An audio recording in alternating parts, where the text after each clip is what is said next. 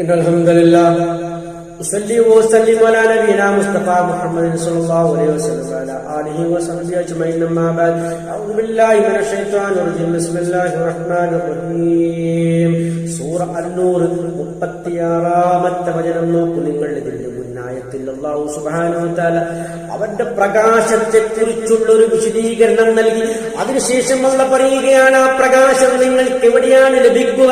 ഫീ ബുയൂത്തിൻ, ചില വീടുകളിലാണ് ആ പ്രകാശമുള്ളത്. അല്ലാഹു സുബ്ഹാനഹു വ തആല ഉത്തരവ് നൽകിയിരിക്കുന്നു.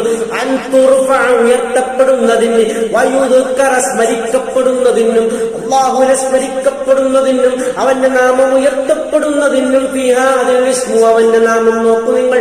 ആ വീടുകളിൽ നിന്നും അവന്റെ നാമം അത് സ്മരിക്കപ്പെടുന്നതിനും അത് ഉയർത്തപ്പെടുന്നതിനും അല്ലാഹു സുബ്ഹാനഹു വ തആല ഉത്തരവ് നൽകിയ ചില വീടുകളിലാണ് ആ പ്രകാശമുള്ളത് എന്നാണ് അല്ലാഹു വിശദീകരിക്കുന്നത്. അല്ലാഹുവിന്റെ ഭവനങ്ങളായ മസ്ജിദുകൾ, മസാജിദുകളാണ് അതുകൊണ്ട് ഉദ്ദേശം. നോക്കൂ നിങ്ങൾ, എത്ര പരിശുദ്ധമായ ഭവനങ്ങളാണത്.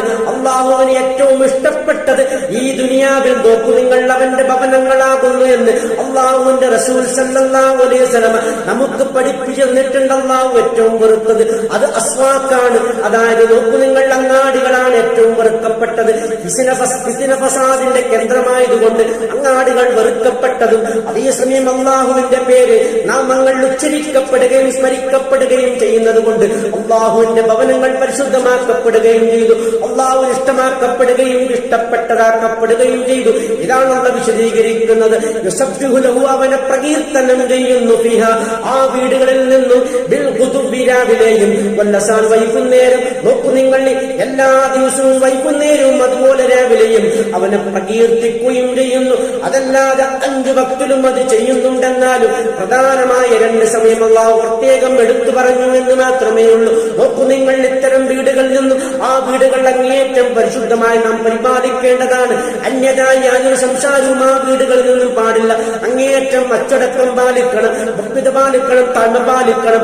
ആ വീട് നമ്മൾ ബഹുമാനിക്കണം, നമ്മൾ ആദരിക്കണം എന്നൊക്കെയാണ് ഈ ആയിട്ട് നമുക്ക് പഠിപ്പിച്ചു തരുന്നത്. അതിൽ നിന്നും അല്ലാഹുവിന്റെ പ്രകാശം നാം കൃത്യമായി അതിനെ കാക്ഷിക്കണം. അങ്ങനെ ആ പ്രകാശം നമുക്ക് ലഭിക്കുകയും ചെയ്യും. അങ്ങനെ ഒരു ഉത്തമ മുസ്ലിമായി മുഅ്മിനായി മരണപ്പെട്ട് അല്ലാഹുവിന്റെ ലിഖാഇലേക്ക് ചെല്ലാൻ അല്ലാഹു സുബ്ഹാനഹു വ തആല നമുക്ക് തൗഫീഖ് ചെയ്യുമാറാകട്ടെ. ആഖിറ ദഅവാന അൽഹംദുലില്ലാഹി റബ്ബിൽ ആലമീൻ.